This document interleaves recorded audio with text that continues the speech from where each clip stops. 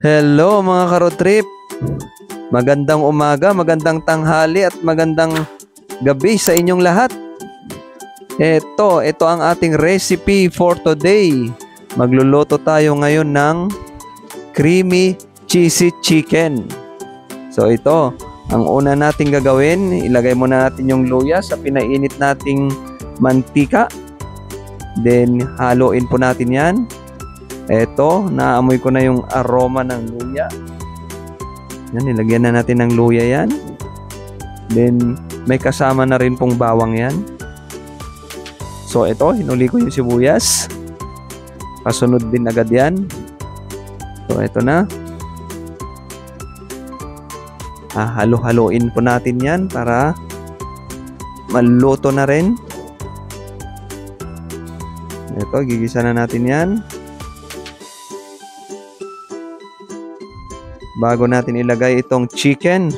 So ito na yung chicken na inaantay natin. May ingredients natin yan. So ito pala, chicken breast na hiniwa-hiwa lang natin ng tama lang na parang cubes. So ito na, ihalo-haloin ko na to. Igigisa muna natin yan hanggang maluto. Then bubudburan rin natin ng pamintang powder o kaya pamintang pulbos. Ayan. Mas pantay po kasi yan pag yan ang nilagay natin. Mas pantay ang lasa.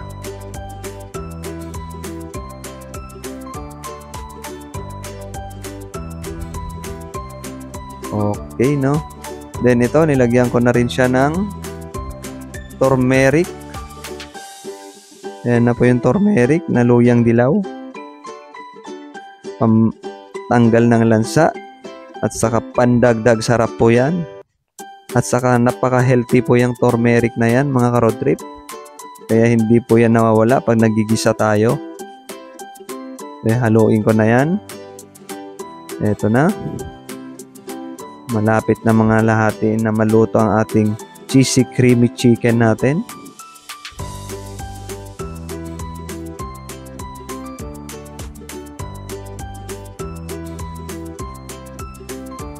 O eto, ayan na, naging pantay na po yan. Papantayin na lang natin na maghalo yung luyang dilaw at saka chicken. O eto na mga ka-road trip, ayan, kumukulo-kulo na. Haluin lang natin ulit. Ginagawa ko lang dyan, alalay lang ng paghalo para hindi siya masunog, para maging pantay rin ang luto. Ito na. So, ito na ang inaantay natin na napakasarap na panghalo. Ito yung mozzarella cheese. So, ilalagay na natin yan para maging cheesy. Sa mga mahilig sa cheese dyan, i-try nyo ito. So, ito na.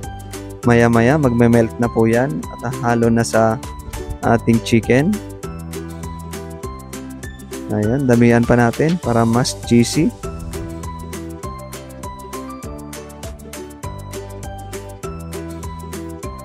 Okay, no?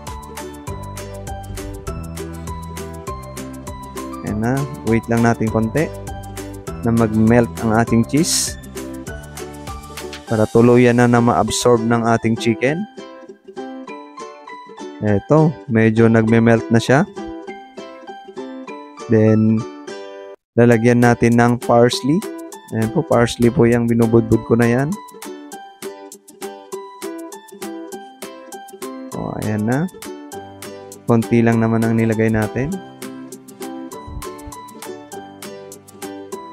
Then, nilagyan ko rin siya ng siling labuyo. Ayan, yung sili natin. Yan po yung available, yung hindi gaanong sunog. So, ito na ang ating creamy cheesy chicken. Mga ka-road trip, halina kayo at kakain na tayo.